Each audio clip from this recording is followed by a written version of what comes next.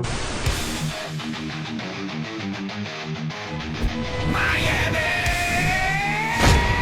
To mission control, we have liftoff. Phinhub! Phinhub! We talking Dolphins City! Phinhub, Phinhub! Yeah! It's that Dolphins show! Phinhub! Welcome to the Phinhub Show, the one NFL podcast you can't leave off your roster. Now here's your host, Joey and Kevin Tejido. All right, welcome into another episode of the Phinhub Show, powered by BetUS. Guys, if you haven't already, make sure to check out BetUS and use code YouTube150 for a 150% bonus on your first deposit. The next two will be for 125% bonuses. So make sure to go check out BetUS and get started today.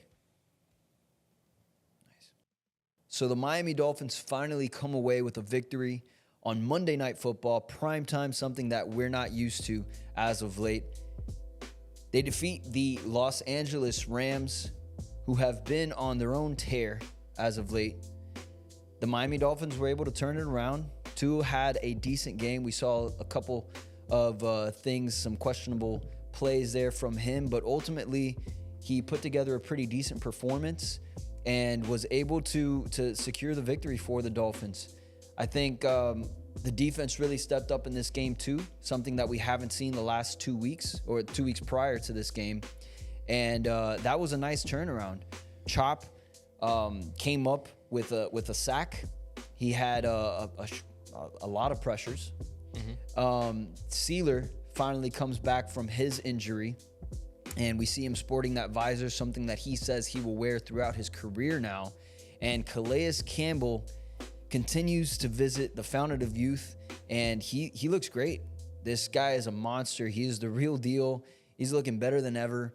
I love the way that he plays the game, the way that he leads this team, and it was encouraging to see the defense able to pick up the slack for the offense.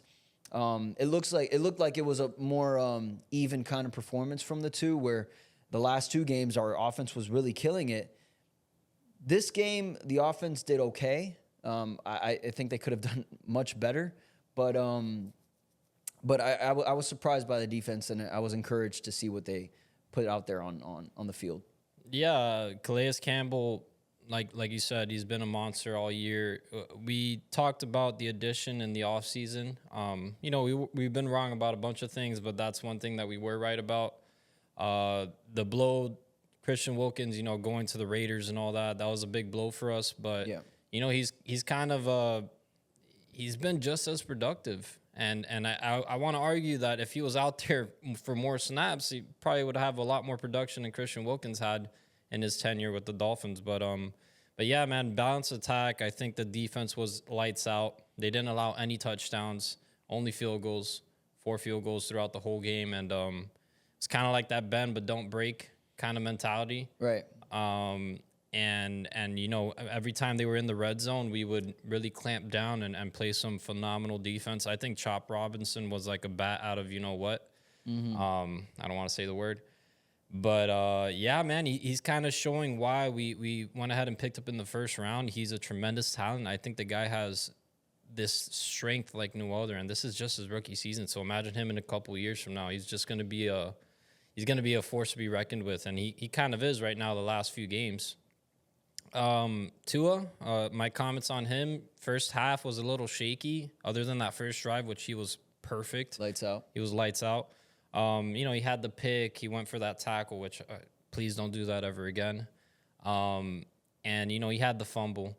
But from what I saw from Tua, I know a lot of people are complaining, he held on to the ball too much. I think he saw that he needed to hold on to the ball a little longer just to get things going on offense. And you saw when he was making plays with his legs, throwing downfield, because he was running out of the pocket, he showed that he could do this. He showed that he did this in Alabama. He could still do this on the NFL level. The only reason why he hasn't as much is because of those injury concerns. But I think, a confident Tua playing to his abilities, I think this team is really hard to beat. right now, especially if the defense can hold up and continue to play like this. Well, yeah, I actually to play on that, a confident Tua is not only going to benefit him, but it benefits the entire team, even defense. And you can see that the energy around this team has been completely different since Tua's return. They feed off each other, defense and offense. Yeah, That's so thing. confident Tua is a confident Miami Dolphins team, and they feel like they can beat anybody at this point. Yeah. We haven't seen it consistently, obviously, but I do think that the way that they're playing right now, and I think there's some ways for them to get better on both sides of the ball. Last week, obviously, the offense struggled a little bit here and there. But these are games where if you have Skylar Thompson or Tyler Huntley, you don't win them. No. Not even close. Even if your defense gives that type of performance and you're only giving up field goals, we're not matching up with those field goals. Like, we're not moving the ball. Like, right. It's not going to happen. And I can see from these players, if that's the kind of quarterback that you have leading your team, then at some point, going drive after drive after drive of four and outs, a field goal if you're lucky, maybe a 10-point game. It's like, all right, cool, we scored. That's disheartening. It's like being in a group project and you're doing all the work, and then this other guy's just benefiting off of your work. Not even benefiting. You guys still get a failing grade. Well, I'm just saying, like, even if you were, controlling the game, you're just getting a good grade overall. Like, but then it comes down to one last assignment that guy needs to pull through. He needs to do the research, or he needs to like finalize the thing, and then it all just blows up because that one guy didn't do his job. Like, I feel like that's kind of like a good way to compare it. But it's kind of like we're having a culture change. I feel like we're becoming a more of like an aggressive team. You know what I'm saying? Defense and offense. So I do see, and there's a cockiness to Tua now. Yeah. I still think that he needs to protect himself because every time, like I was shaking watching that Rams game, because he was doing a lot of things. He was moving around a little bit too much for my clear head. Like it was tough. Ultimately, he stayed healthy, thank God. But you know what I saw, and I'm sorry to interrupt you, but from what I saw is he saw that the 2 seconds in the pocket, nothing was developing downfield, so he knew that he had to, go off structure and get out there, because we saw it when he was just throwing those little quick things in the beginning. Yeah, it worked for a little, but then I think the Rams were all over it. So when Tua was evading pressure, getting outside the pocket, that 3rd and 19 to Mostert was like perfection. Yeah, that was amazing. Yeah, that was this a great guy, play. Jared Verse, had a clean sack on him. Tua just did a little spin out, got him on the move, and it was just from there. That's a game changer. That's what kept the momentum on our side, and it just felt like the Rams never really had a grasp of this game. We were just like constantly, and I saw a stat. I think since Tua's come back, we scored on 60% of our drives.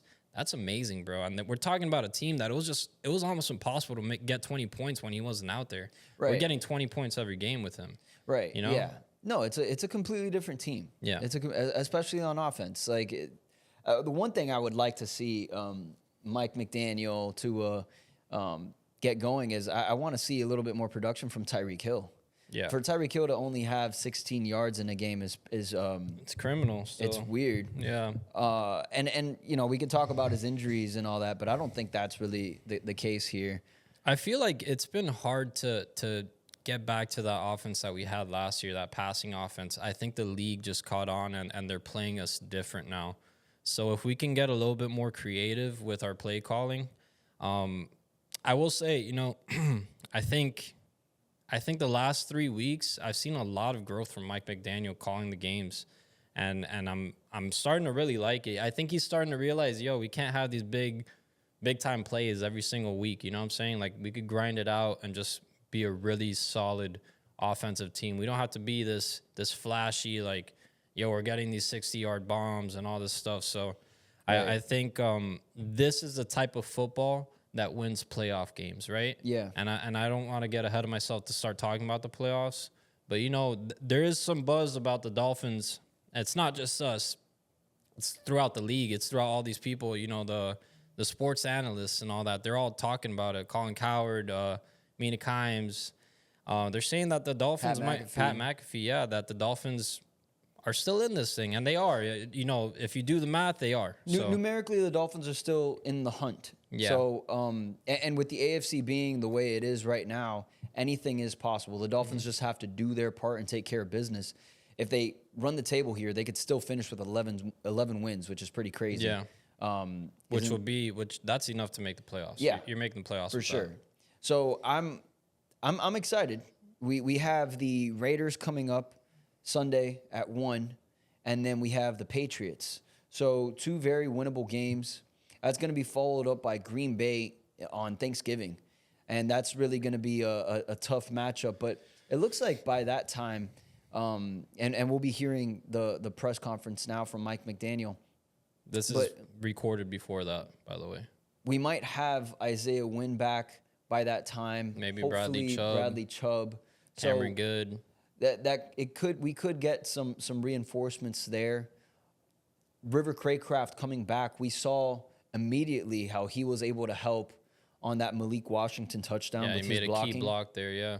So these reinforcements are going to help us. And to your point, I really do think that Mike McDaniel has grown a bit as far as his play calling. So hopefully that trend continues and he can stick to a game plan. It was tough to run the ball against the Rams, but they found a way to win. And I think that's what good teams do. Yeah. The Bills, they're a good team. They found a way to win. The Cardinals did the same thing. Apparently they're a good team this year too.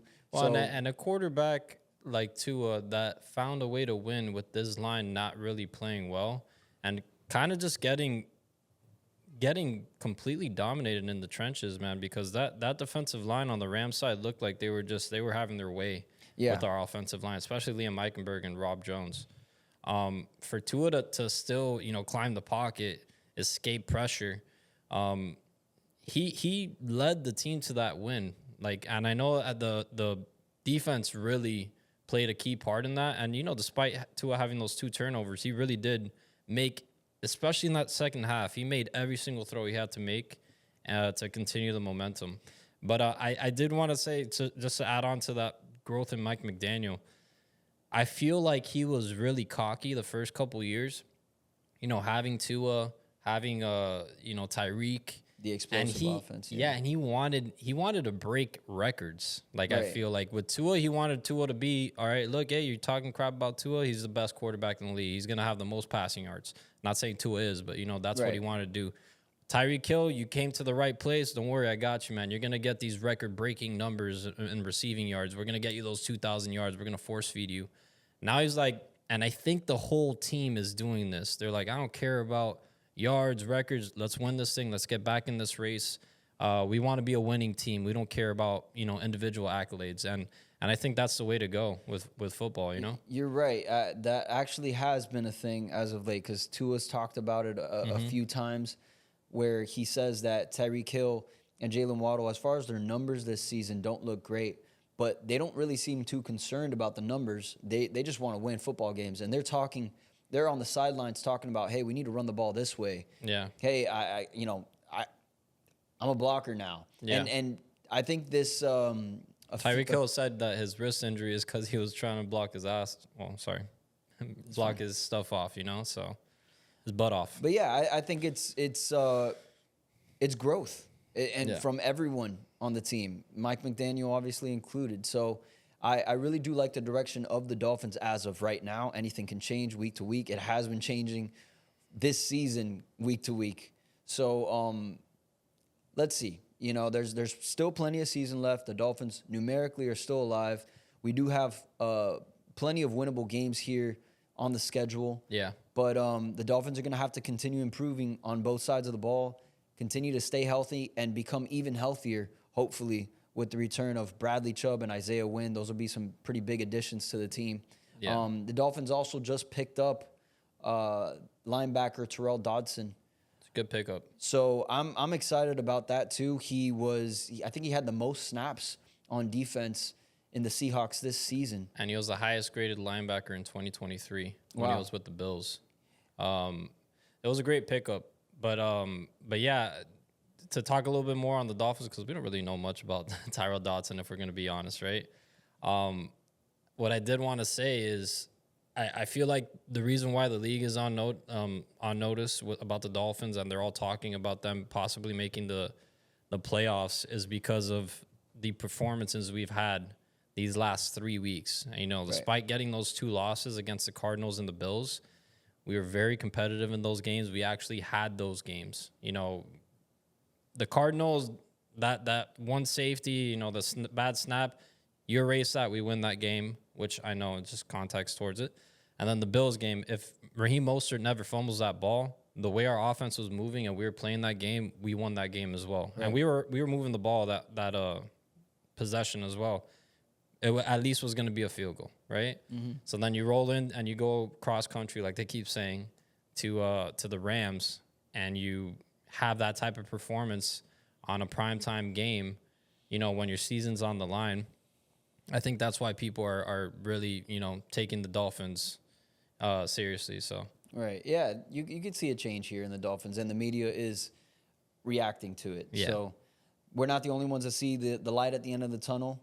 And hopefully the trend continues for the Miami Dolphins. Hopefully, like I was saying, they can continue getting better on both sides of the ball and stay together and win and tie together a streak here, at least with these next 2 games. Yeah. So if you guys haven't already, make sure to check out BetUS and use code YouTube150 for a 150% bonus on your first deposit. That's YouTube150. Get started on BetUS today. But that's going to do it for today, guys. If you haven't already, make sure to give the video a thumbs up, subscribe, and we'll catch you in the next one. Fins up.